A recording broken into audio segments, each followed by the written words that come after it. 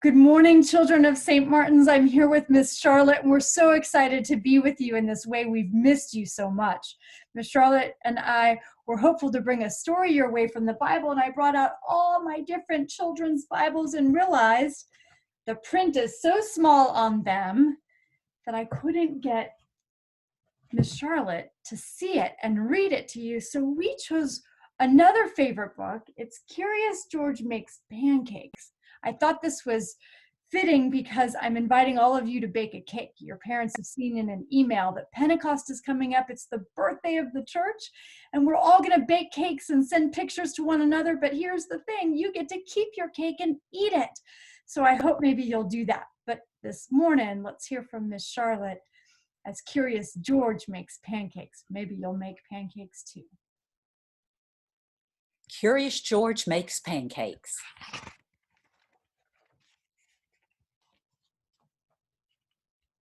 This is George. George was a good little monkey and always very curious.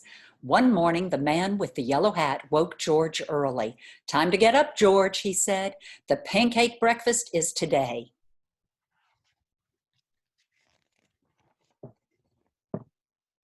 George loved the pancake breakfast. It was a fundraiser held every year to make money for special programs at the Children's Hospital. Who can see the man with the yellow hat and George walking across the lawn? I see him. Let's see where they're going. Besides eating pancakes, there were all kinds of games to play. Even the mayor came to play and eat, but first he gave a welcome speech.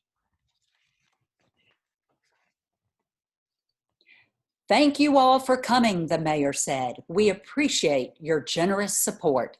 He thanked all the volunteers who were helping that day, and finally he said, "Please enjoy yourselves and the pancakes." When the mayor finished, the man with the yellow hat said, "George, I'm going to buy our tickets. Please wait here and don't be too curious." George waited like a good little monkey, but something smelled good. Could it be pancakes? George was curious. He followed the delicious smell and found a whole griddle full of pancakes. George watched as a man poured little batter circles and flipped them up in the air. How much fun does that look like? Do you ever do that at home with your mommy and daddy?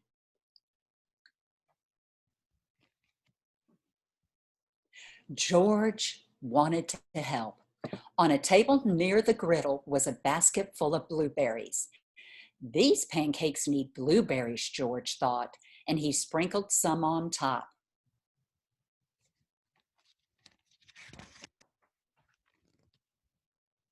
Meanwhile, the man at the griddle was so busy he didn't notice the little monkey helping him. But the line grew and grew. George's pancakes were a hit. Soon everyone wanted them, and the man could not keep up. "Please wait," he said to someone holding up an empty plate. "I need to find an assistant to help me."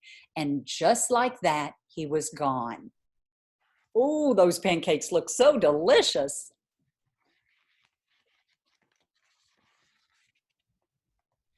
George looked at the people waiting in line and then at the empty griddle. Why, he could make pancakes. He could be the assistant. George poured the batter into nice round circles. Next, he added blueberries.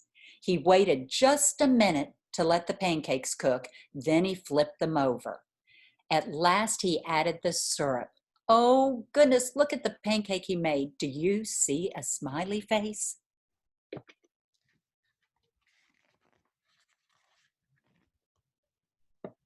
The line for pancakes was enormous. But with 4 hands, George made quite a chef, and no one's plate was empty for long. I've been coming to this breakfast for years, a man said, but I've never seen pancakes made like this before. I've never eaten this many pancakes before, said a girl. I didn't even like pancakes before, said another girl, and they all lined up for more.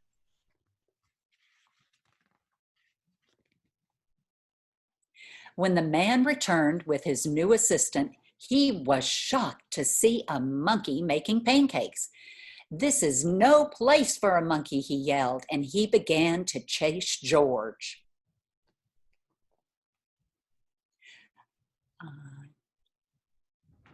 George hadn't meant to cause any trouble.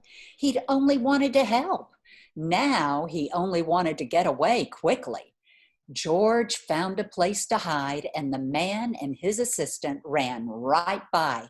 But where did George go?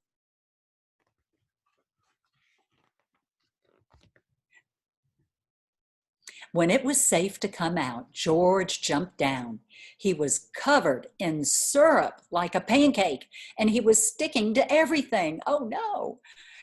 George was curious. Could these napkins help him get clean?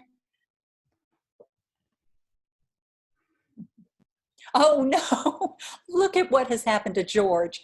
Those napkins stuck to him because he had so much syrup on himself. Oh, silly George.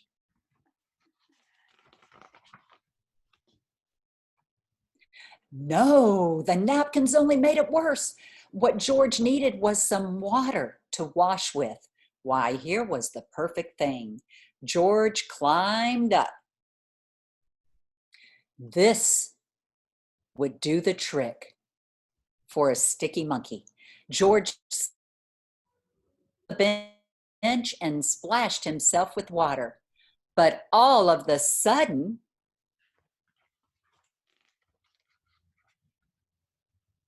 splash! George was in the water. What a surprise! George climbed up again and splashed back down. He'd never been in a dunk tank before, and he'd never had so much fun getting clean.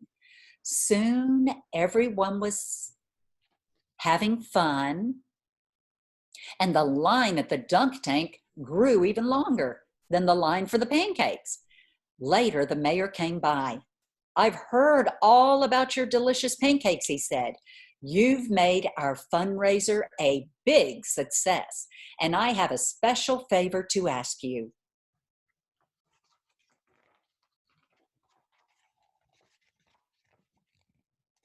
At the end of the day, George got to present the money from the fundraiser to the president of the hospital. Thanks to you, George. This has been our best year ever, she said. Will you come back and make pancakes again next year? George nodded and everybody cheered. Way to go, George! Thank you so much. It's been so much fun being a part of this, Mother Monica, and I've missed you too, kiddos, and hope to see you soon or read another story soon. Bye-bye.